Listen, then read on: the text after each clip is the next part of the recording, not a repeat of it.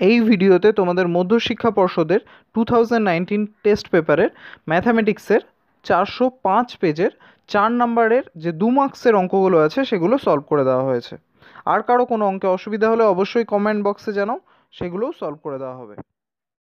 আর এর first question, বার্ষিক 10% চক্রবৃদ্ধি সুদের হারে কত বছরে 4000 টাকার সমূল চক্রবৃদ্ধি এত টাকা হবে?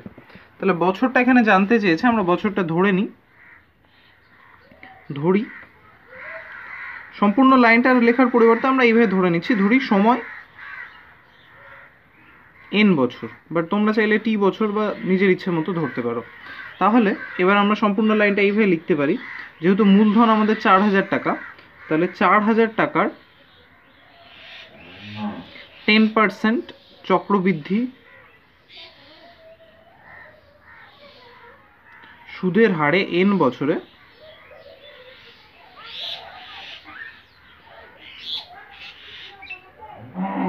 সমূল চক্রবৃদ্ধি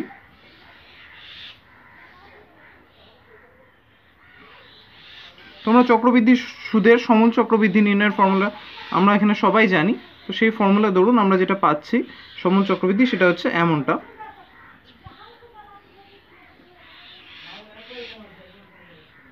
এটা n, এখানে 10 হচ্ছে আমাদের সুদের হার, 4000 হচ্ছে আমাদের মূলধন, আর n হচ্ছে আমাদের সময়টা বছরে অবশ্যই। তাহলে এই টাকাটা হচ্ছে আমাদের বের করা সমূল চক্রবৃদ্ধি, আর ওরা বলেছে প্রশ্নে, তোমরা দেখলে বুঝতে পারবে, ওরা প্রশ্নে বলেছে 5324 টাকা।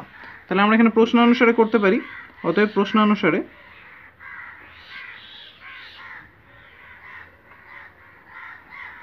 আমাদের বের করা সমূল চক্রবৃদ্ধি অর্থাৎ 4000 ব্র্যাকেটে 1 plus 10/100 to the power n equals to ওদের সমূল চক্রবৃদ্ধি অর্থাৎ 5324।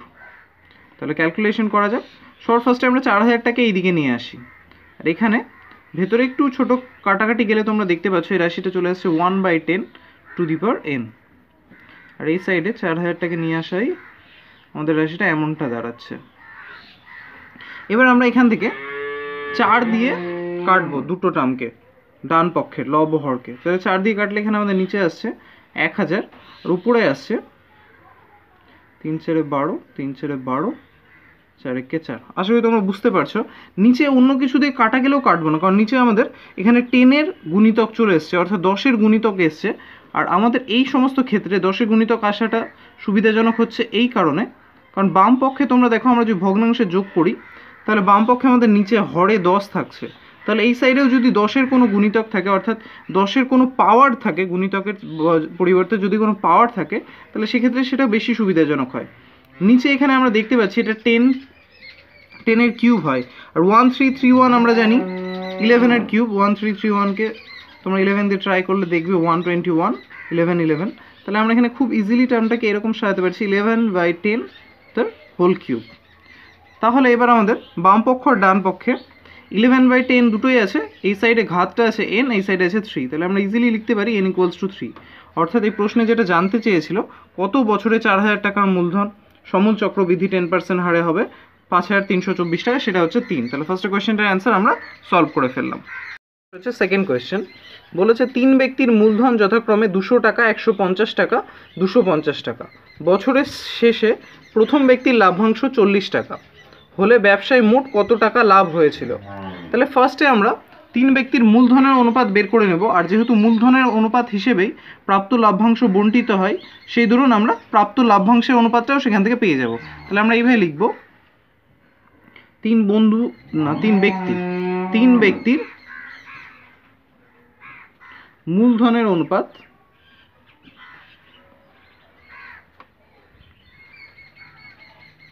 ওরা বলে দিয়েছে মূলধনের অনুপাতটা, মানে মূলধনের পরিমাণটা 200 টাকা, 150 টাকা আর 250 টাকা। তাহলে তিনটে টার্মকে 50 দিয়ে ডিভিজিবল তিনটাই, তাহলে আমরা এখানে করতে পারছি 4:3:5। তাহলে এটা হচ্ছে 3 ব্যক্তির মূলধনের অনুপাত। এখানে একটা ছোট্ট লাইন লিখবে, যেহেতু মূলধনের ভিত্তিতে প্রাপ্ত লাভ্যাংশ বণ্টিত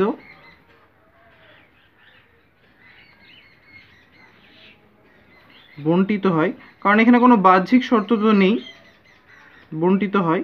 সুতরাং প্রাপ্ত লাভ্যাংশের অনুপাত একই অনুপাতই হবে, অর্থাৎ মূলধনের অনুপাতই প্রাপ্ত লাভ্যাংশেরও অনুপাত হবে। এর অনুপাত 4:3:5। তাহলে আমরা এখানে প্রাপ্ত লাভ্যাংশের অনুপাত জেনে গেছি, তার মধ্যে একটার পরিমাণও জেনে গেছি, যেটা হচ্ছে 40 টাকা। এইখান থেকেও তোমরা বিভিন্নভাবে আনুপাতিক ভাগাড় বের করে সেভাবে করতে পারো, বা এখানে আমরা ধরে নিই অতএব 3 ব্যক্তির লাভ্যাংশ যথাক্রমে, বা 3 ব্যক্তির প্রাপ্ত লাভ্যাংশ যথাক্রমে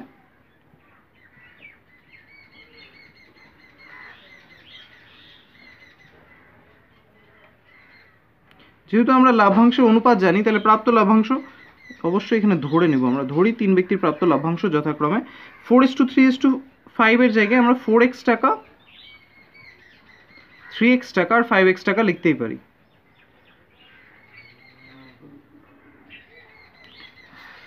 পারি। আর এর মধ্যে যেহেতু ওরা বলে দিয়েছে প্রথম ব্যক্তির লাভ্যাংশ 40 টাকা, অতএব আমাদের এখানে আমরা পাচ্ছি 4x = 40। সেখান থেকে ইজিলি আমরা x এর ভ্যালুটা পেয়ে যাচ্ছি 40/4 অর্থাৎ 10। x এর ভ্যালুটা আমরা এখানে পেয়ে গেলাম। এবার প্রশ্নে আমাদের জানতে চেয়েছে যে মোট কত টাকা লাভ হয়েছিল, অতএব মোট লাভ হয় আমাদের ধরে নেওয়া হিসেবে 4x + 3x + 5x টাকা, অর্থাৎ 4 3 7 7 আর 5 12, অর্থাৎ 12x টাকা। আর যেহেতু আমরা x এর ভ্যালু বের করেছি 10 এখানে, সুতরাং আমরা এখানে করতেই পারি 12 × 10 অর্থাৎ 120 টাকা। আমরা এখানে একদম ঠিক সেইভাবেই অঙ্কটা সলভ করছি যেভাবে তোমরা পরীক্ষার খাতায় লিখতে পারবে। নেক্সট কোয়েশ্চেন, অর্থাৎ 3 নম্বর কোয়েশ্চেন, এখানে আছে x² = x আর x² / x = 1। সমীকরণ দ্বয় কি অভিন্ন? অভিন্ন বা ভিন্ন, যদি অভিন্ন হয় তাও যুক্তি দিতে হবে, আর ভিন্ন হলেও যুক্তি দিতে হবে। ফার্স্টে আমরা সমীকরণ দুটো টুকে নিই। কী বলেছে ওরা? এমনটা বলেছে যে x² = x, এটা একটা সমীকরণ। অন্যটা বলেছে x² / x = 1। এখানে দুটো সমীকরণকে তোমরা যদি ফলো করো, আমরা ফার্স্ট সমীকরণটা নিয়ে কাজ করছি, এটাকে আমরা এমনটা করতে পারি x² - x = 0। সুতরাং এটা একটা দ্বিঘাত সমীকরণ আকারে প্রকাশ পাচ্ছে, তোমরা দেখতেই পাচ্ছ। যেখান থেকে আমরা যদি তার ভ্যালুটা বের করতে চাই, তাহলে এই দুটো থেকে x কমন নিলে তার ভ্যালুটা যথাক্রমে হচ্ছে x = 0, আদারওয়াইজ x - 1 = 0, অর্থাৎ x = 1। x এর দুটো ভ্যালু বেরোচ্ছে, সুতরাং এটা আমরা দ্বিঘাত সমীকরণ স্পষ্টই দেখতে পাচ্ছি। কিন্তু এই ক্ষেত্রে তোমরা দেখতে পাচ্ছ এখানে যদি আমরা কাটাকাটি করি, তাহলে x এর টার্মটা কেটে যাচ্ছে, x এর ভ্যালু থাকছে 1। এবার তোমাদের মনে প্রশ্ন জাগবে, স্যার এখান থেকে তো আমরা এই টার্মটাকে যদি এইভাবে সাজিয়ে নিতাম x² = x, তাহলে এইটা আর এইটার মধ্যে তো কোনো পার্থক্য থাকতো না। কিন্তু তোমরা একটু যদি খেয়াল করো তাহলে বুঝতে পারবে এই টার্মটাকে এই আকারে তোমরা তখনই সাজাতে পারবে যখন তোমরা এখানে ব্র্যাকেটে লিখবে x ≠ 0। কারণটা আমি বোঝাই। এখানে x এর ভ্যালু আমাদের দুটো বেরোচ্ছে, একটা 0 আর একটা 1। যদি আমরা x² / x = 1 মনে করি, এখানে আমরা এই দুটো ভ্যালু পুট করে দেখি, 1টা পুট করলে অবভিয়াসলি কোনো প্রবলেম হবে না, 1² / 1 = 1। তাহলে এই দুটো ফর্ম করছে, 1 হচ্ছে। বাট 0টা যদি আমরা পুট করি, তাহলে ইকুয়েশনটা কী দাঁড়াচ্ছে? x² / x = 1 আছে, x এর ভ্যালু যদি 0 হতো, তাহলে এটা তো 0² / 0 = 1, 0 = 1, হুইচ ইজ নট পসিবল। তাহলে x এ 0 কখনো 1-এর সমান হয় না। তাহলে এই ক্ষেত্রে অর্থাৎ x² / x = 1, এই সমীকরণটা একটা দ্বিঘাত সমীকরণ হচ্ছে না, কারণ এর একটাই অ্যান্সার থাকছে, এর বীজ একটাই, যেটা হচ্ছে 1। সুতরাং এটা একটা রৈখিক সমীকরণ।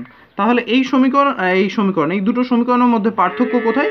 এই দুটো সমীকরণের মধ্যে পার্থক্য এটাই যে এই সমীকরণটা হচ্ছে একটা দ্বিঘাত সমীকরণ যার দুটো রুটস বেরোবে, একটা 0 একটা 1, আর এই সমীকরণটা হচ্ছে একটা রৈখিক সমীকরণ যার একটাই বীজ বেরোবে 1। তাহলে আমরা উত্তরটা ঠিক এইভাবে লিখব। প্রশ্নে আমি বোঝানোর জন্য তোমাদের এই অংশটা লিখলাম, এটা তোমাদের করার প্রয়োজন ছিল না, তোমরা জাস্ট এইভাবে লিখতে পারতে, সমীকরণ দুটি ভিন্ন বা পৃথক। কারণ এখানে সমীকরণ দুটো নাম দিয়ে দিবে, কারণ সম্পূর্ণ সমীকরণ উল্লেখ করাচ্ছে, নাম দিয়ে দেওয়া বেশি ইজি। কারণ 1 নং সমীকরণটি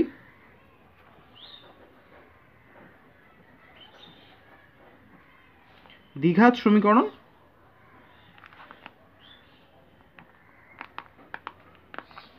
অপর পক্ষে 2 নং সমীকরণটি রৈখিক সমীকরণ।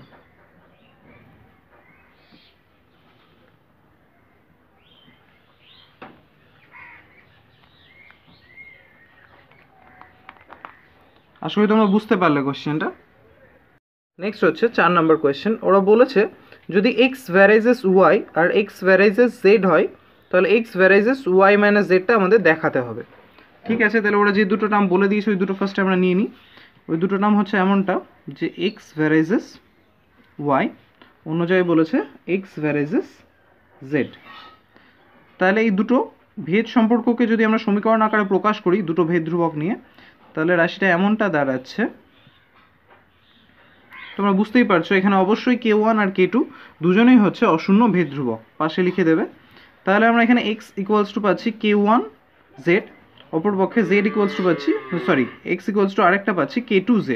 তাহলে এখানে যদি আমরা y এর ভ্যালুটা বের করতে চাই x রিলেটেড, তাহলে ভ্যালুটা এমন বেরোচ্ছে x বাই k1, একইভাবে z ইকুয়ালস টু পাচ্ছি আমরা x বাই k2। তাহলে যদি আমরা y মাইনাস জেড বের করতে চাই, যেটা আমাদের প্রুভ করতে দিয়েছে তার ডান পক্ষটা, সেটার ভ্যালু হবে এরকম যে x by k1 minus x by k2। যেখান থেকে আমরা x কমন নিয়ে নিলে অন্য টার্মটা থাকছে 1 by k1 minus 1 by k2। যেহেতু k1 আর k2 আমাদের ফার্স্টে আমরা বলেছিলাম অশূন্য ভেদ ধ্রুবক, সুতরাং এদের বিয়োগফল বা এদের অনন্যকের বিয়োগফলও হবে ভেদ ধ্রুবক। তাহলে আমরা সম্পূর্ণ রাশিটাকে এমনভাবে লিখতেই পারি x minus Z equals to k into ধ্রুবক। যেহেতু এই টার্মটা ভেদ ধ্রুবক আমি কারণ বললাম,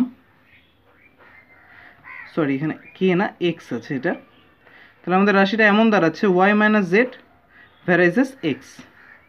এর অর্থও যা x ভ্যারাইজেস y মাইনাস জেড, তার অর্থও তাই। আশা করি তোমরা বুঝতে পারছো। এখানে অবশ্যই লিখে দেবে 1 by k1 minus 1 by k2 equals to ধ্রুবক, কারণ সেই দরুন থেকে আমরা এই সমীকরণটা থেকে এটা পেলাম। আশা করি তোমরা সম্পূর্ণ অঙ্কটা বুঝতে পারলে। আর এখানে যেখানে k1 k2 ভেদ ধ্রুবক ধরেছো এখানে অবশ্যই ব্র্যাকেটে লিখে দেবে k2 একটি অশূন্য ভেদ ধ্রুবক আর এখানে k1 একটি অশূন্য ভেদ ধ্রুবক। নেক্সট হচ্ছে 5 নম্বর কোয়েশ্চেন। ABC ত্রিভুজের BC বাহু সমান্তরাল সরলরেখা AB ও AC বাহুকে যথাক্রমে P ও Q বিন্দুতে ছেদ করে। যদি AQ ইকুয়ালস টু 2AP হয় তাহলে PB ইস টু QC এর অনুপাতটা ওরা জানতে চেয়েছে। সবার ফার্স্টে আমরা ছবিটা এঁকে নিই এইভাবে। ওরা এখানে বলেছে AQ ইকুয়ালস টু 2AP হয়, তাহলে ছবিটা এমন আঁকলে বেশি সুবিধাজনক হবে বা ঠিক হবে। আমরা এইভাবে নিয়ে নিচ্ছি ABC ত্রিভুজ যার BC বাহু সমান্তরাল সরলরেখা হচ্ছে AB আর AC কে যথাক্রমে P ও Q বিন্দুতে ছেদ করে। তাহলে এটা বেশি অ্যাকসেপ্টেবল হচ্ছে, তোমরা বুঝতে পারছো যে AP ডবল AQ। এবার ওরা এখানে জানতে চেয়েছে যে PB ইস টু QC কত হবে যদি এখানে AQ ইকুয়ালস টু 2AP হয়। তাহলে এখানে যে সমীকরণটা ওরা বলে দিয়েছে AQ ইকুয়ালস টু 2AP, এখান থেকে আমরা ফার্স্টে সমীকরণটাকে ব্যবহার করে কি পাচ্ছি দেখো। এখানে আমরা যদি AP বাই AQ বের করি তাহলে সেটা হয়ে যাবে 1/2, অর্থাৎ আমরা এখান থেকে AP ইস টু AQ পেয়ে গেলাম 1:2। এবার আমরা একটা শর্ত জানি যে কোনো ত্রিভুজের একটি বাহু সমান্তরাল সরলরেখা অপর দুই বাহুকে সমান অনুপাতে বিভক্ত করে। তাহলে সেই ধরুন আমরা এখানে বলতে পারি PQ সরলরেখাটা AB আর AC কে সমান অনুপাতে বিভক্ত করে, যার অর্থ হচ্ছে এটা যে PQ সরলরেখাটা AB কে AP যে অনুপাতটা ঠিক সেই অনুপাতেই AC কে AQ এ, আর একইভাবে PB কে যে অনুপাতে বিভক্ত করে ঠিক সেই অনুপাতেই AC এর QC কে বিভক্ত করে। এর অর্থ হচ্ছে এটা। ফার্স্ট এখানে তোমরা শর্তটা লিখে দেবে। আমরা জানি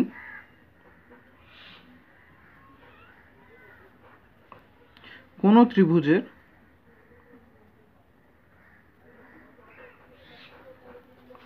একটি বাহু সমান্তরাল সরলরেখা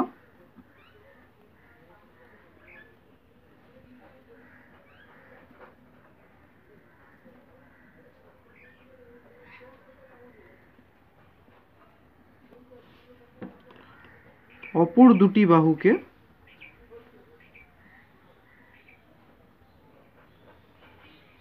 সমান অনুপাতে বিভক্ত করে।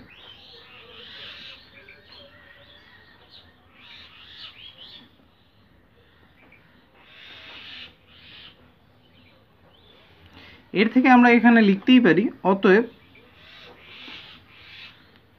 এপি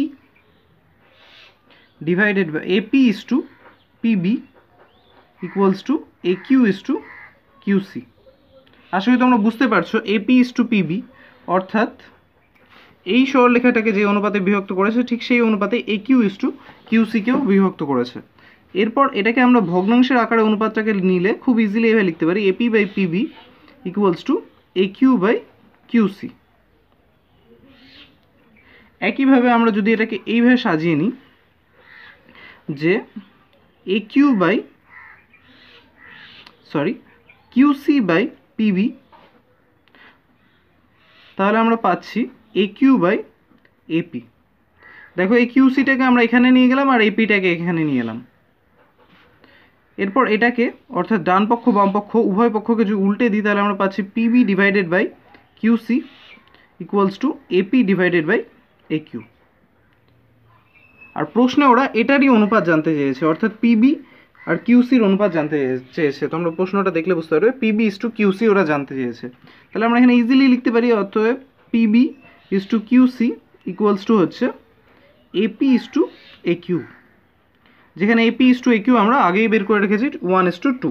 তাহলে ইজিলি আমরা এখান থেকে অ্যান্সার পেয়ে গেলাম 1:2। তাহলে আমাদের এই কোয়েশ্চেনটা সলভ হয়ে গেল। নেক্সট হচ্ছে 6 নম্বর কোয়েশ্চেন। বলেছে 10 সেমি দৈর্ঘ্যের ব্যাসার্ধের দুটি বৃত্ত পরস্পরকে ছেদ করে এবং তাদের সাধারণ জায়ের দৈর্ঘ্য 12 সেমি। তাহলে বৃত্ত দুটির কেন্দ্রদ্বয়ের মধ্যে দূরত্ব নির্ণয় করো। তাহলে কোয়েশ্চেনটা আমরা এইভাবে সলভ করব।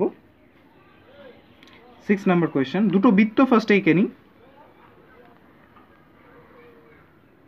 ওরা প্রশ্নে বলেছে 10 সেমি ব্যাসার্ধ বিশিষ্ট দুটো সমান বৃত্ত। তাহলে আমি ধরে নিচ্ছি যে এই দুটো মোটামুটি 10 সেমি ব্যাসার্ধ বিশিষ্ট সমান বৃত্ত, এটা হচ্ছে তাদের সাধারণ জ্যা। এর প্রশ্নে তাদের সাধারণ জ্যায়ের দৈর্ঘ্যও বলে দিয়েছে 12 সেমি, অর্থাৎ এইটার দৈর্ঘ্য হচ্ছে 12 সেমি। আর ওরা জানতে চেয়েছে যে এটা যদি দুটো বৃত্তের কেন্দ্র যথাক্রমে আমরা এইভাবে এ বি ধরি তাহলে এ বি ডিস্টেন্সটা ওরা জানতে চেয়েছে, অর্থাৎ কেন্দ্রদ্বয়ের মধ্যবর্তী দূরত্ব ওরা জানতে চেয়েছে। তাহলে ফার্স্টে আমরা যে জিনিসগুলো ধরলাম ওটা ধরে নিই, অর্থাৎ ধরি এ ও বি হলো 10 সেমি ব্যাসার্ধ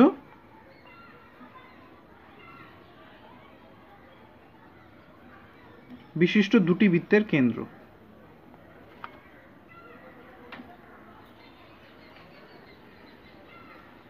কেন্দ্রদ্বয়, তাহলে দুটি বৃত্তের কেন্দ্রদ্বয় পেয়ে গেলাম আমরা এ বি, আর সিডি হচ্ছে তাদের সাধারণ জ্যা।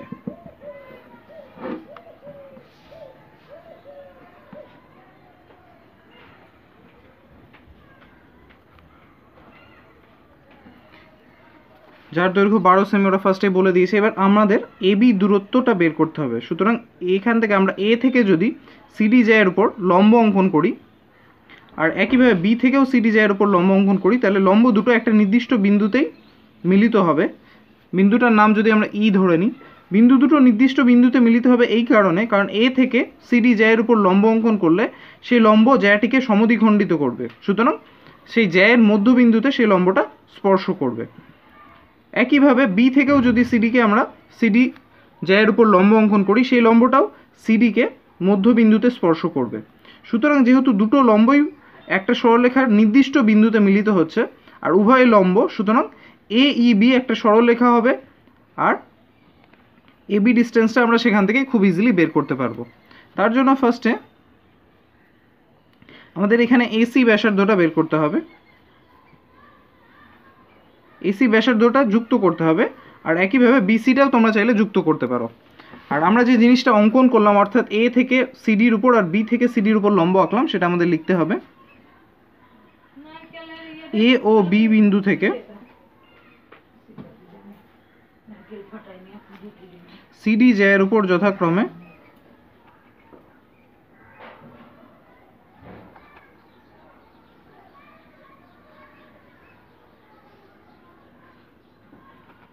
এই ও বিই লম্ব অঙ্কন করা হলো।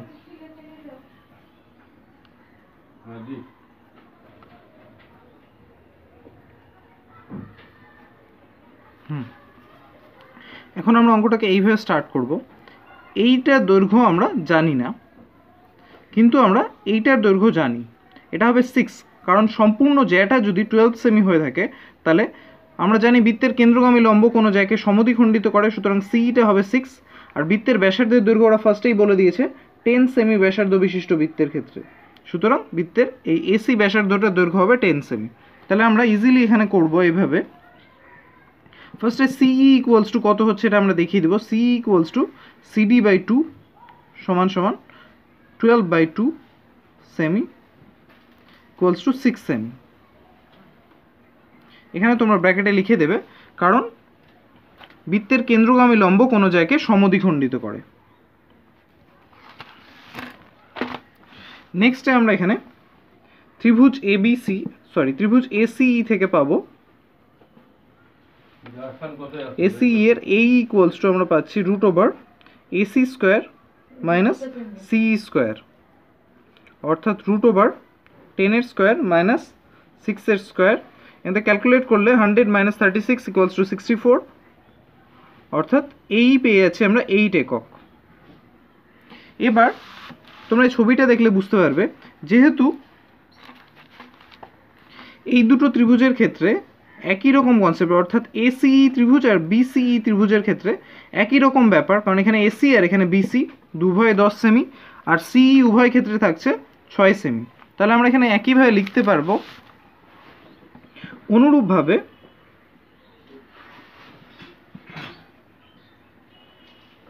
ত্রিভুজ বিসিই থেকে পাই বিই ইকুয়ালস টু 8 সেমি, সরি এখানে 8 একক না 8 সেমি করবে, কারণ ইউনিটটা সেমিতে দেওয়া আছে। তাহলে আমরা এখান থেকে ইজিলি পেয়ে যাচ্ছি এবি ইকুয়ালস টু এই প্লাস বিই, অর্থাৎ 8 semi plus 8 semi equals to 16 semi. তাহলে আমরা এবির দৈর্ঘ্য পেয়ে গেলাম 16 সেমি। তা হলো বৃত্ত দুটির কেন্দ্রদ্বয়ের মধ্যবর্তী লম্ব দূরত্ব। তাহলে প্রশ্নে যা জানতে চেয়েছিল আমরা সেটা সলভ করে ফেললাম, 18 সেমি হচ্ছে অ্যান্সার। নেক্সট হচ্ছে 7 নম্বর কোয়েশ্চেন। ওরা বলেছে এবিসিডি চতুর্ভুজ বৃত্তস্থ চতুর্ভুজের এবি বাহুকে এক্স বিন্দু পর্যন্ত বর্ধিত করা হলো। এক্স বিসি 82 ডিগ্রি হলে, এডিবি 47 ডিগ্রি হলে বিএসি কোণের মান কত হবে? শর্ট ফার্স্টে ওরা যে হিসেবে বলেছে সেই হিসেবে আমরা ছবিটা এঁকে নিই। 7 নম্বর কোয়েশ্চেন, ওরা বলেছে এবিসিডি একটা বৃত্তস্থ চতুর্ভুজ। তাহলে এটা হচ্ছে আমাদের বৃত্ত আর এটা হচ্ছে আমাদের বৃত্তস্থ চতুর্ভুজ।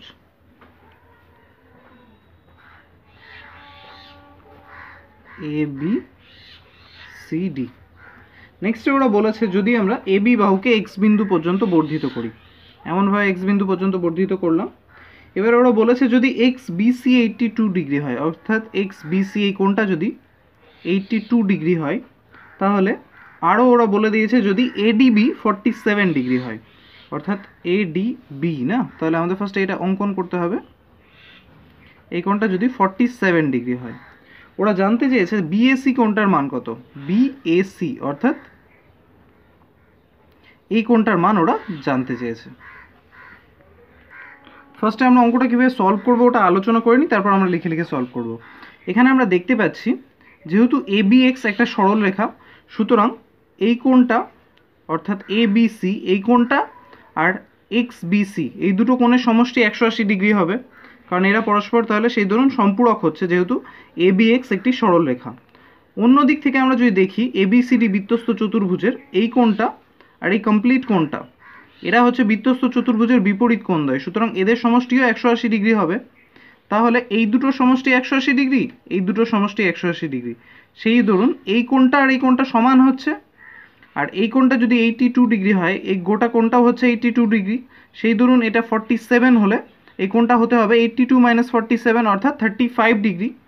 আর হচ্ছে বিসি বৃত্তচাপের উপর তোমরা যদি দেখো এই কোণটা আর এই কোণটা দুটোই হচ্ছে আমাদের কি বৃত্তস্থ কোণ, তাহলে এটা যদি 35 ডিগ্রি হয় এটাও আমাদের 35 ডিগ্রি হবে। তাহলে আমরা অঙ্কটা সলভ করব এইভাবে। এখানে ABX একটি সরল রেখাংশ,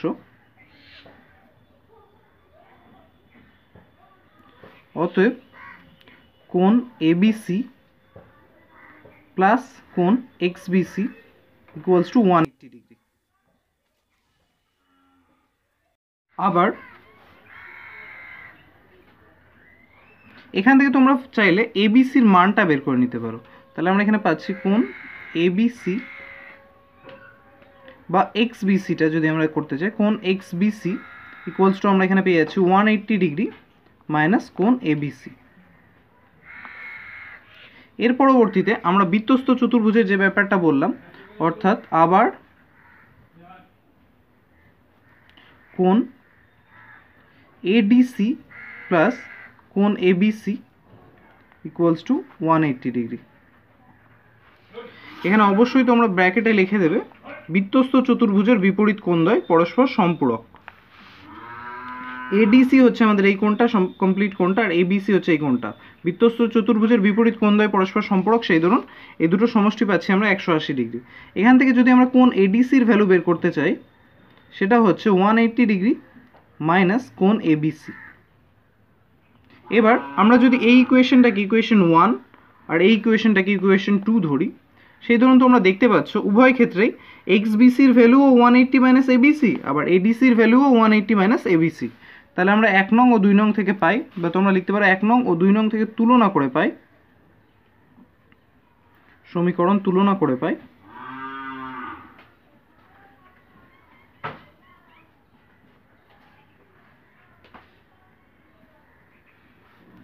XBC ইকুয়ালস টু ADC বা ADC ইকুয়ালস টু XBC। আসলে কারো কোনো অসুবিধা হচ্ছে না। এবার ADC কোণটাকে যদি তোমরা দেখো, ADC কোণ হচ্ছে আমাদের এই কোণটা, যেটা দুটো কোণের সমষ্টি। একটা হচ্ছে ADB অর্থাৎ এই কোণটা, যেটার মান আমরা জানি। দ্বিতীয়টা হচ্ছে CDB। তাহলে আমরা ADC কোণটাকে এইভাবে লিখতে পারি, কোণ ADB প্লাস কোণ CDB ইকুয়ালস টু XBCর ভ্যালু ওরা বলে দিয়েছে 82 ডিগ্রি, সেটা আমরা বসিয়ে দিলাম। তাহলে এখানে আমরা CBD কোণের বা CDB কোণের মান যদি আমরা বের করতে চাই, সেটা হচ্ছে 82 মাইনাস কোণ ADB, যেখানে 82 মাইনাস ADB কোণের মান ওরা বলে দিয়েছে 47, অর্থাৎ 47 ইকুয়ালস টু খুব ইজিলি আমরা পেয়ে যাচ্ছি 35 ডিগ্রি। তাহলে কোণ CDBর ভ্যালু আমরা পেয়ে গেলাম, অর্থাৎ এই কোণটার ভ্যালু আমরা পেয়ে গেলাম 35 ডিগ্রি। এবার তোমরা ছবিতে যদি দেখো BC বৃত্তচাপের উপর এই কোণটা আর এই কোণটা, যেটা আমাদের নির্ণয় করতে বলেছে, এই দুটো কোণই হচ্ছে বৃত্তস্থ কোণ। তাহলে আমরা লিখতে পারি এখন কোণ যেটা ওরা জানতে চেয়েছে, অর্থাৎ কোণ BAC ইকুয়ালস টু কোণ CDB। ব্র্যাকেটে লিখবে BC বৃত্তচাপের উপর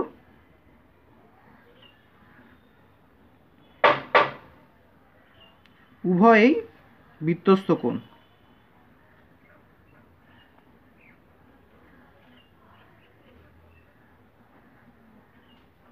আর এখন যেহেতু আমরা CDBর ভ্যালু বের করে রেখেছি, সুতরাং খুব ইজিলি আমরা BACর মান এখানে লিখতে পারি, BAC ইকুয়ালস টু 35 ডিগ্রি। এটাই আমাদের নির্ণয় করতে বলা হয়েছিল, যেটা আমরা নির্ণয় করে ফেললাম। BACর ভ্যালু 35 ডিগ্রি। আশা করি তোমরা বুঝতে পারলে। নেক্সট হচ্ছে 8 নাম্বার কোয়েশ্চেনটা। ওরা বলেছে যদি থিটা গ্রেটার দেন 0 ডিগ্রি আর লেস দেন 90 ডিগ্রি হয়, তাহলে 9 tan স্কোয়ার থিটা আর 4 cot স্কোয়ার থিটার সর্বনিম্ন মান কত। তাহলে অঙ্কটা আমরা এইভাবে সলভ করবো, যেটার মান ওরা জানতে চেয়েছে সর্বনিম্ন মান, সেই টার্মটাকে আমরা ফার্স্টে টুকে নিই। ওরা বলেছে 9 tan square theta plus 4 cot square theta, এর সর্বনিম্ন মান ওরা জানতে চেয়েছে। তাহলে রাশিটাকে ফার্স্টে আমরা এইভাবে সাজিয়ে নিই দুটো স্কোয়ারের যোগফল আকারে। তাহলে এটা হচ্ছে 3 tan স্কোয়ার থিটা আর 2 cot থিটা তার হোল স্কোয়ার। 3 tan থিটা তার হোল স্কোয়ার আর 2 cot থিটা তার হোল স্কোয়ার। এই দুটো টার্মকে আমরা যদি এই টার্মটাকে A আর এটাকে B ধরি, তারপর A minus B whole square plus 2AB formula apply করি, তাহলে রাশিটা এমন দাঁড়াচ্ছে 3 tan থিটা মাইনাস 2 cot থিটা A minus B whole square plus 2AB।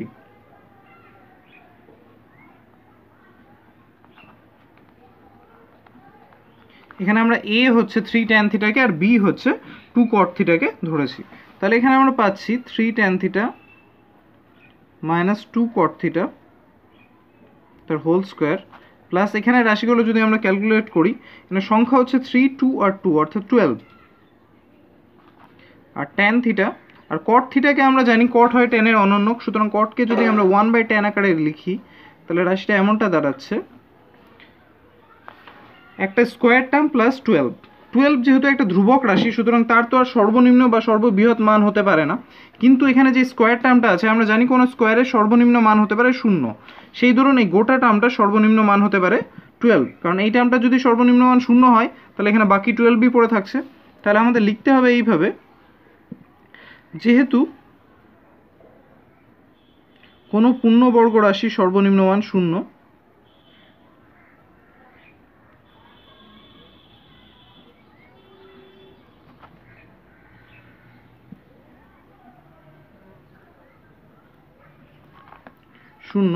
অতএব 9 tan square theta plus 4 cot square theta এর সর্বনিম্ন মান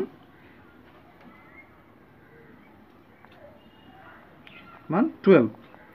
এর প্রশ্ন হচ্ছে আমরা এখানে যখন দুটো a square plus b square term পেলাম তখন আমরা a minus b whole square কেন ইউজ করলাম, কেন a plus b whole square minus 2ab use করলাম না?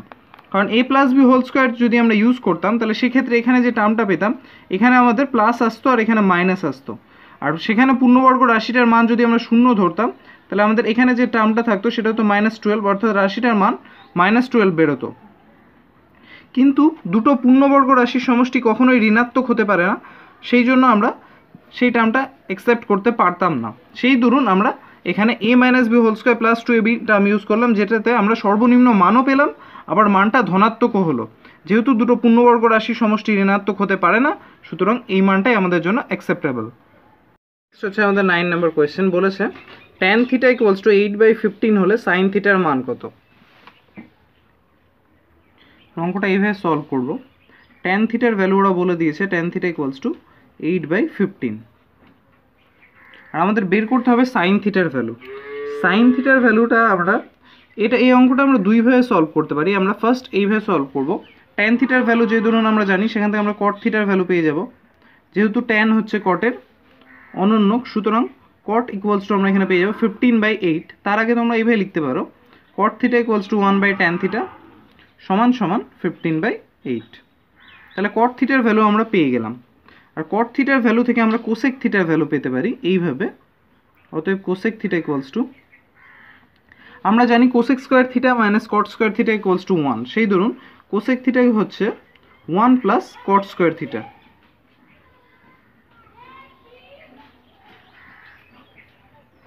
এই টার্মটা তোমরা কন্টিনিউ করতে পারো, cosec theta equals to 1 plus cot square theta, যেখানে cot থিটার ভ্যালু আমরা অলরেডি পেয়ে গেছি 15/8, তাহলে তার স্কোয়ার হচ্ছে, সেই ধরুন এখানে আমরা পেয়ে যাচ্ছি 1 প্লাস 15 এর স্কোয়ার হয় 225, 8 এর স্কোয়ার হচ্ছে 64, অর্থাৎ এখানে ক্যালকুলেশন করে আমরা পাচ্ছি 64 প্লাস 225 ডিভাইডেড বাই 64।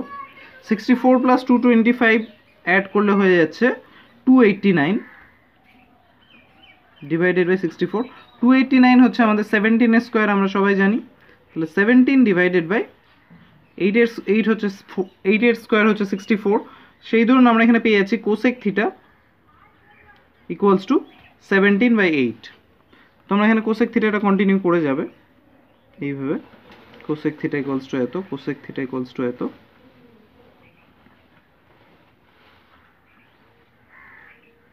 এবার তোমরা বুঝতেই পারছো এরপর আমরা কি করব। আমরা জানি cosec হচ্ছে সাইনের অনন্যক, সুতরাং cosecকে আমরা যদি 1/sin থিটা আকারে লিখি তাহলে রাশিটা দাঁড়াচ্ছে 1/sin থিটা ইকুয়ালস টু 17/8। অতএব sin থিটা ইকুয়ালস টু 8/17। তাহলে এটা হচ্ছে আমাদের সাইন থিটার ভ্যালু এইভাবে নির্ণয় করে। এছাড়াও এই অঙ্কটা তোমরা এইভাবে সলভ করতে পারো। tan থিটার ভ্যালু ওরা বলে দিয়েছে 8/15, আর আমরা জানি tan হচ্ছে লম্ব বাই ভূমি, আর যেহেতু এটা একটা অনুপাত সুতরাং দুটোর সঙ্গে একটা ধ্রুবক ধরে নিচ্ছি আমরা k। এইভাবে আমরা ধরতে পারি লম্ব ইকুয়ালস টু 8k আর ভূমি ইকুয়ালস টু 15k। সেখান থেকে আমরা সমকোণী ত্রিভুজের ফর্মুলা অ্যাপ্লাই করে অতিভুজ ইজিলি বের করতে পারি। লম্ব স্কোয়ার প্লাস ভূমি স্কোয়ার রুট ওভার হচ্ছে অতিভুজ। সেখান থেকে তোমরা দেখতে পাচ্ছ 8 স্কোয়ার 64 কে স্কোয়ার 15 স্কোয়ার 225। এখান থেকে আমরা অতিভুজটা পেয়ে যাচ্ছি 17k। R sign equals to আমরা জানি লম্ব বাই অতিভুজ, সেই ধরুন লম্ব হচ্ছে 8k আর অতিভুজ হচ্ছে 17k, সুতরাং লম্ব বাই ভূমি আমরা পেয়ে যাচ্ছি 8/17k। উভয় ক্ষেত্রে অ্যান্সার একই বেরোচ্ছে 8/17k। তোমাদের এইভাবে খুশি হলে এইভাবে করবে অথবা এইভাবেও করতে পারো, দুটো প্রসেসই ঠিক, দুটোর ক্ষেত্রেই ফুল মার্কস পাবে। নেক্সট হচ্ছে আমাদের 10 নাম্বার কোয়েশ্চেন। বলেছে একটি ঘনকের প্রত্যেক তলের কর্ণের দৈর্ঘ্য 8√2 মিটার হলে ঘনকটির কর্ণের দৈর্ঘ্য কত হবে? তাহলে অঙ্কটা আমরা এইভাবে সলভ করব। ফার্স্টে আমরা ধরে নিচ্ছি যে ধরি ঘনকটির প্রতিটি ধারের দৈর্ঘ্য a একক।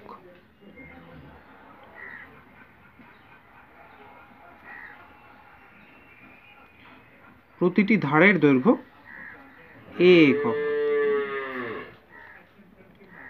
ঘনকটির প্রতিটি ধারের দৈর্ঘ্য আমরা এখানে পেয়ে গেলাম। এবার একটা ঘনকের প্রত্যেকটা তল হচ্ছে এক একটা বর্গক্ষেত্র হয়, তোমরা জানোই। তাহলে সেই ক্ষেত্রে প্রতিটি তলের এক একটা তলের কর্ণের দৈর্ঘ্য হবে a√2 যদি তার প্রত্যেকটা বাহুর দৈর্ঘ্য বা ধারের দৈর্ঘ্য a হয়ে থাকে। আশা করি আমি তোমাদের বোঝাতে পারছি, যেহেতু বর্গক্ষেত্রের কর্ণের দৈর্ঘ্য হয় বাহু √2 বা √2 ইন্টু বাহু, সেই দরুন এই ঘনকের প্রত্যেকটা তল যেহেতু একটা বর্গক্ষেত্র, তার প্রত্যেকটা ধারের দৈর্ঘ্য আমরা a ধরে নিলে তার কর্ণের দৈর্ঘ্য হচ্ছে a√2। তাহলে আমরা এখানে লিখব ঘনকটির প্রতিটি ধারের দৈর্ঘ্য a একক, অতএব ঘনকটির প্রতিটি তলের কর্ণের দৈর্ঘ্য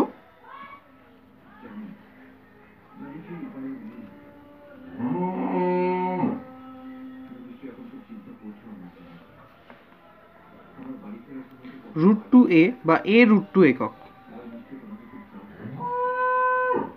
এটা হচ্ছে আমাদের বের করা কর্ণের প্রতিটি তলের কর্ণের দৈর্ঘ্য, আর ওদের বের করা প্রতিটি তলের কর্ণের দৈর্ঘ্য হচ্ছে 8√2। এই দুটোকে কম্পেয়ার করলে ইজিলি আমরা a এর ভ্যালু পেয়ে যাচ্ছি 8। a যেটা হচ্ছে প্রতিটি ধারের দৈর্ঘ্য, আর প্রতিটি ধারের দৈর্ঘ্য বের করা থাকলে আমরা কর্ণের দৈর্ঘ্য ইজিলি পেয়ে যাই। এখানে হচ্ছে সম্পূর্ণ ঘনকের কর্ণের দৈর্ঘ্য আমরা বের করব, প্রতিটি তলের নয়। আর আমরা জানি ঘনকটির কর্ণের দৈর্ঘ্য তাহলে সেক্ষেত্রে হবে, আর ঘনকের কর্ণের দৈর্ঘ্যের ফর্মুলা √3 ইন্টু তার প্রতিটি ধারের দৈর্ঘ্য, তাহলে এক্ষেত্রে হবে অতএব ঘনকটির কর্ণের দৈর্ঘ্য √3 ইন্টু প্রতিটি ধারের দৈর্ঘ্য। এখানে প্রতিটি ধার অর্থাৎ যেটাকে আমরা a একক ধরেছিলাম সেটা হচ্ছে 8, সুতরাং আমাদের অ্যান্সার বেরোচ্ছে 8√3 একক। এখানে এককগুলো যেহেতু মিটারে আছে তাই আমরা এখানে একক না মিটারই লিখবো, অর্থাৎ প্রতিটি ধারের দৈর্ঘ্য যেখানে আমরা ধরেছিলাম সেখানে a মিটার লিখবে। একইভাবে এখানে ঘনকটির কর্ণের দৈর্ঘ্য সেই ধরুন আমাদের বেরোবে, প্রতিটি তলের কর্ণের দৈর্ঘ্য আমাদের এখানে বেরোবে a√3 মিটার। আমি খেয়াল করিনি ওখানে মিটার একক যেহেতু আছে 8√2টা, সেই ধরুন আমাদের এটা a√2 মিটার বেরোবে। একইভাবে এখানে কম্পেয়ার করে এর ভ্যালু যেটা আমরা 8 পাবো সেটা ঘনকটির প্রতিটি ধারের দৈর্ঘ্য বেরোবে 8 মিটার, অর্থাৎ ঘনকটির কর্ণের দৈর্ঘ্য হচ্ছে 8√3 মিটার। নেক্সট হচ্ছে 11 নম্বর। কি বলেছে? একটি লম্ব বৃত্তাকার শঙ্কুর আয়তন v ঘন একক, ভূমির ক্ষেত্রফল a বর্গ একক এবং উচ্চতা H একক হলে ah/v এর মান নির্ণয় করো। তাহলে অঙ্কটা আমরা এইভাবে সলভ করব। সর্বপ্রথমে আমরা ধরে নিব যে লম্ব বৃত্তাকার চোঙটার ভূমির ব্যাসার্ধ r একক, লম্ব বৃত্তাকার শঙ্কুটার, ধরি লম্ব বৃত্তাকার শঙ্কুটির ভূমির ব্যাসার্ধ r একক।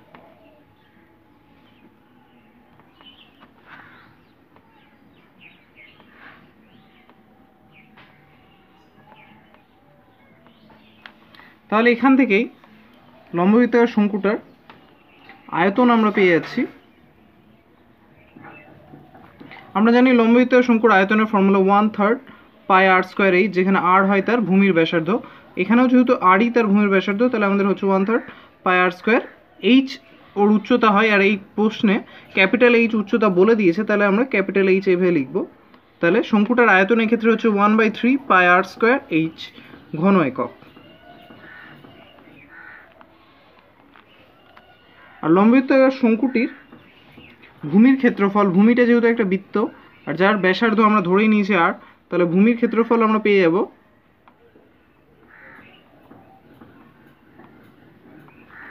পাই আর স্কোয়ার বর্গ একক।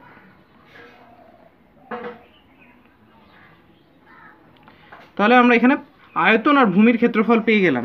সেই ধরুন এখানে যদি আমরা ভি আর এ এর মানটা লিখি, তাহলে সেই ধরুন হচ্ছে V equals to 1/3 pi r square capital H, আর এ হচ্ছে পাই আর স্কোয়ার। এখানে দুটোতেই একক লিখিনি, কারণ ওরা আয়তন ভি ঘন একক বলেছে, আর আমাদের এই ক্ষেত্রে 1/3 পাই আর স্কোয়ার এইচ ঘন একক বেরিয়েছে। ওরা জানতে চেয়েছে তবে এ এইচ বাই ভি এর ভ্যালু কত। তাহলে আমরা এখানে বের করতে পারবো easily A H by V, যেহেতু আমরা এ আর ভি এর আর এইচ রিলেটেড মানগুলো জানি। তাহলে এ এর জায়গায় যদি আমরা পাই আর স্কোয়ার বসাই, তাহলে উপরে থাকছে এমনটা আর নিচে থাকছে 1/3 পাই আর স্কোয়ার এইচ। পাই আর স্কোয়ার এইচ কেটে গেলে আর 1/3টা উল্টে 3 হয়ে যাবে। তাহলে আমাদের কোয়েশ্চেনটার অ্যান্সার হচ্ছে 3। আশা করি তোমাদের বোঝাতে পারলাম। নেক্সট হচ্ছে 12 নাম্বার। এখানে বলেছে x-3, x-1, 7, x, 2x-1, 3x-5 রাশিগুলোর যৌগিক গড় যদি 3.5 হয়, তাহলে রাশিগুলোর মধ্যমা আমাদের নির্ণয় করতে বলেছে। তাহলে ফার্স্টে রাশিগুলোর যৌগিক গড় অর্থটা আমরা জানি, যৌগিক গড় কীভাবে নির্ণয় করতে হয়, সমষ্টি ডিভাইডেড বাই সংখ্যামান করে। তাহলে এখানে আমরা ফার্স্টে রাশিগুলোর যৌগিক গড় নির্ণয় করব। রাশিগুলোর যৌগিক গড় নির্ণয় করে ওদের বের করা যৌগিক গড়ের সঙ্গে আমাদের বের করা যৌগিক গড় যদি আমরা কম্পেয়ার করি, সেখান থেকে এক্স এর ভ্যালুটা আমরা ইজিলি পেয়ে যাব, আর তারপর আমরা সেখান থেকে মধ্যমাটা নির্ণয় করব। তাহলে এই ক্ষেত্রে আমাদের যৌগিক গড় হচ্ছে এমনটা, রাশিগুলোর যোগফল অর্থাৎ x-3 plus x-1 plus 7 plus x plus 2x-1 plus 3x-5। এখানে টোটাল টার্ম আছে 6টা, তাহলে বাই 6। তাহলে ক্যালকুলেট করা যাক কত হচ্ছে। x আছে এখানে 1টা 2টো 3টা 2 5টা 3 8টা, অর্থাৎ 8x, আর প্লাসে মান আছে 7, বাস অনলি 7, আর মাইনাস আছে 5 6 7 10। তাহলে আমাদের 8x - 3 ডিভাইডেড বাই 6 হচ্ছে। এটা হচ্ছে আমাদের নির্ণয় করা যৌগিক গড়, আর ওরা বলে দিয়েছে যে যৌগিক গড় হচ্ছে 3.5। তাহলে আমরা এখানে প্রশ্ন অনুসারে করতেই পারি। আমাদের বের করা যৌগিক গড় অর্থাৎ 8x - 3 divided by 6 equals to ওদের বের করা যৌগিক গড় অর্থাৎ 3.5। তাহলে এখানে আমরা পেয়ে যাচ্ছি 8x - 3 ইকুয়ালস টু 3.5কে 7 দিয়ে মাল্টিপ্লাই করলে, 3.5কে 2 দিয়ে মাল্টিপ্লাই করলে হয় 7, আর 7 × 3 21। তাহলে আমরা পেয়ে যাচ্ছি 21। এরপর এখান থেকে x এর ভ্যালু বের করা আমাদের পক্ষে খুবই ইজি হয়ে যাচ্ছে, 21 + 3 অর্থাৎ 24। তাহলে x এর ভ্যালু পাচ্ছি আমরা 24 ডিভাইডেড বাই 8 অর্থাৎ 3। তাহলে x এর ভ্যালু আমরা যখন 3 পেয়ে যাচ্ছি, এবার রাশিগুলোতে x এর মান পুট করে আমরা রাশিগুলোকে লিখি। তাহলে অতএব রাশিগুলো হবে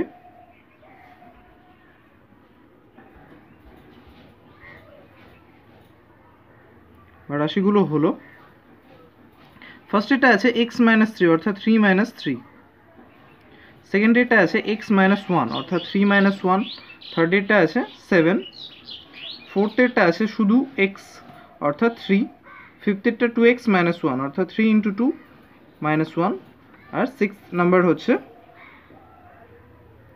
3x অর্থাৎ 3 × 3 - 5। রাশিগুলোকে যদি আমরা সাজিয়ে নিই তাহলে এরকম হচ্ছে, ফার্স্ট এটা 0, সেকেন্ড এটা 2, তারপর এটা 7, তারপর এটা 3, তারপর এটা 5, তারপর এটা 4। এরপর আমরা রাশিগুলোকে মানের ঊর্ধ্বক্রমে সাজিয়ে নেব ঠিক এইভাবে। তোমরা দেখতে পাচ্ছ 0 2 3 4 5 7। আমি ক্যামেরা অন করতে ভুলে গেছিলাম, ওই জন্য অঙ্কটা হয়ে গেছে, বাট রেকর্ডিং হয়নি, ওই জন্য পরে আলোচনা করছি। এটা হচ্ছে তোমাদের রাশিগুলো মানের ঊর্ধ্বক্রমে সাজিয়ে নেওয়ার পর। এরপর এখানে যেহেতু 6টা টার্ম আছে, সুতরাং n এর ভ্যালু হচ্ছে 6। তাহলে আমরা নির্ণয় মধ্যমা যখন n এর ভ্যালু জোড় হয়, তখন আমরা n/2 তম মান আর n/2 + 1 তম মানের গড়টাই পাই মধ্যমা। সুতরাং এই ক্ষেত্রে n হচ্ছে যেহেতু 6, সুতরাং 6/2 তম আর 6/2 + 1 অর্থাৎ তৃতীয় আর চতুর্থ তম মানের গড় হচ্ছে আমাদের অ্যান্সার। এখানে তৃতীয় মানটা তোমরা দেখতে পাচ্ছ মানের ঊর্ধ্বক্রমে সাজানোর পর 3, আর চতুর্থতম মানটা হচ্ছে 4। তাহলে 3 আর 4 এর গড়টাই হবে আমাদের মধ্যমা। সুতরাং 3 + 4/2 অর্থাৎ 7/2 অর্থাৎ 3.5 হচ্ছে আমাদের নির্ণয় মধ্যমা। আশা করি তোমরা বুঝতে পারলে অঙ্কটা।